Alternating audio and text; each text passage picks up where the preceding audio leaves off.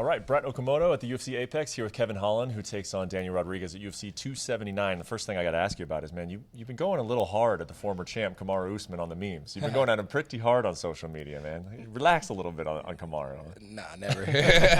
Not that bad. Not that bad. I was worse on myself, so. Yeah. I was gonna say, like when you're in this fight game, do you just kind of understand like that could be you at any moment? Like inevitably, it probably will be you at some point. Like, is that how you feel about it? It was me in 2021 with the wrestling, right? So I owned it.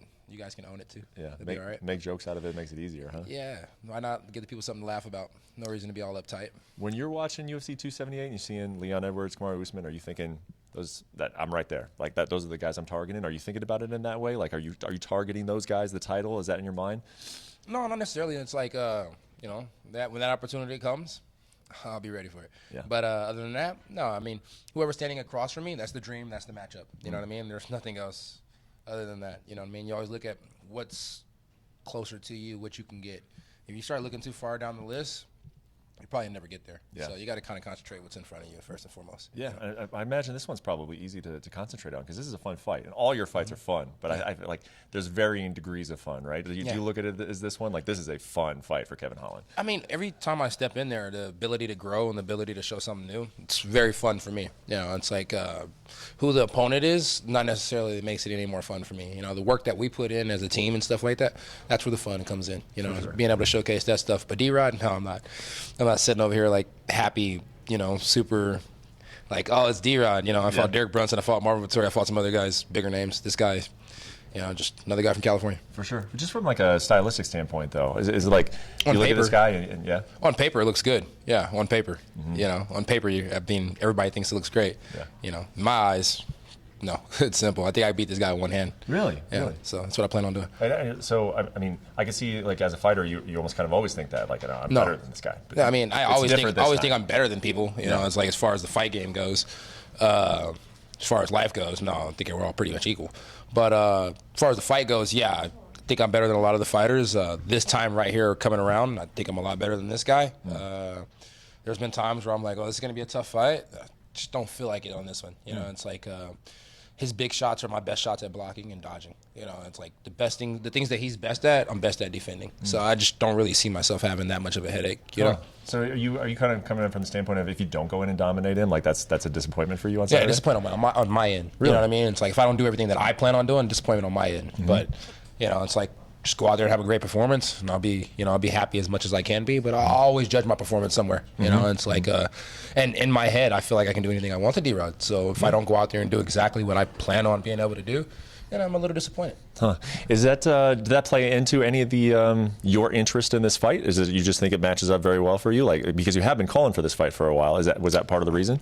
I mean, I only call for it when people say my name. You say my name, I say something back. You know what I mean? You say something bad about Kev, Kev say something bad about you. You say something good about Kev, or probably still say something bad and something good about you. No, I'm supposed to be my first fight at 170 pounds in the UFC. So, you know, when I made my way down here to fight, it was always somebody I had in mind that I was going to end up fighting. Now here it is, we're fighting. You know, it's like they needed somebody to fill in the spot for me. I think we found somebody. Yeah. You know? Glad he's stepping up to the plate. As far as like a personality, or like you just said, we're all similar in life, I think is what you just said. I see some similarities, and I suppose you guys, you know, you've talked about, you know, I wouldn't say like a tough upbringing, I suppose, or at least a tough atmosphere coming up. And you know, he's spoken openly about you know, being in the jail system, things like that. Like from just a human standpoint, do you have any opinion on the guy? Seems like he's a pretty cool guy. Seems like he takes care of his responsibilities, you know. He has a family and stuff like that. I wish nothing but the best for everybody who has a family and takes care of their responsibilities. But no, he's so fun, you know. I feel like, you know, sometimes we're watching these fights and we watch the build up to them, and it's like this is a sport. This is an athletic event.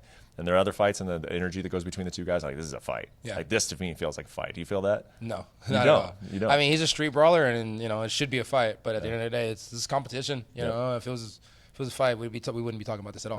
So, you know, it's like, me personally, he may feel that, you know, I'm glad he feels like that.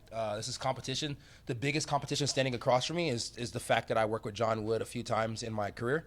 Other than that, no, there's really, it's whatever. You know, this guy's, it's like, on paper, he looks good. I mean, he beat Kevin Lee. That's the best win. But does Kevin Lee fit into all this? You know what I mean? That's always the question. Yeah, he doesn't. You know, he's shorter and he's not this Kevin. So, yeah, this Kevin's a whole different Kevin. I plan on going out there and dominating. What wrinkle does that add? The fact that you've worked with John Wood a few times. Nothing at all. You know, I always thought the guy was cool, but I always thought that this was the guy. You know what I mean? Like, I always knew he was one of those kind of coaches. He's not like, oh, this is my guy and this is my guy. He's like, oh, this is a paycheck and this is a paycheck. So nothing against the guy, but that's just the kind of person I always felt like he was. And I was right, you know. You go out and you dominate D-Rod like you envision it.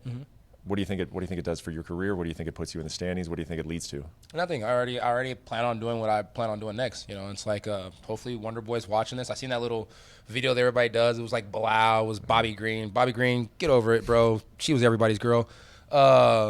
You know, it's like I seen a few of these guys just having things to say on the little thing. And like I said, everybody 170 pounds. I called a few of them pretty good. Called most of them trash. Wonderboy was one of the guys I didn't say was good. It's not that I don't think he's good. It's just that I think he's past his time. He's calling himself Wonderboy, and I believe he's almost like a 40-year-old man. So I go out there and show him that Father Time has to catch up with everybody. And I'm almost 30. I'd love to clean that man's clock, you know. Nothing against the guy at all. It's just he's a very good kickboxer, and I think that his style's very pretty, but I think my style's ugly, and I think ugly is going to be pretty that night. So beat Daniel Rodriguez. And then hopefully I can see Wonderboy, Madison Square Garden. I really don't want to do it there because they tax more than everybody else. But whatever you want, dog, I'm down for it. I prefer 5 rounds with you, to be honest. I can see it. They've got a few fight night cards in December. They've got one in Orlando, and they're going to have one here, I believe, at the end of the year, December 17th. You and Wonderboy, that would make sense to me. December 17th, right here in Vegas. I would love that. All right, there we go. So we're talking about your fight, and then we're matchmaking the next one already. I love it, man. But I'm completely focused on Daniel Rodriguez. But once I box this guy's socks off, you know, Wonderboy, that footwork you do is not that good. Of course, man. Well, I look forward to it. It does look like a fire matchup to me on paper, but you say you're going to dominate it, so I'll look forward to that, man. Best of luck. Thank you. Appreciate that very much. Thank you for watching ESPN on YouTube. For live streaming sports and premium content, subscribe to ESPN+.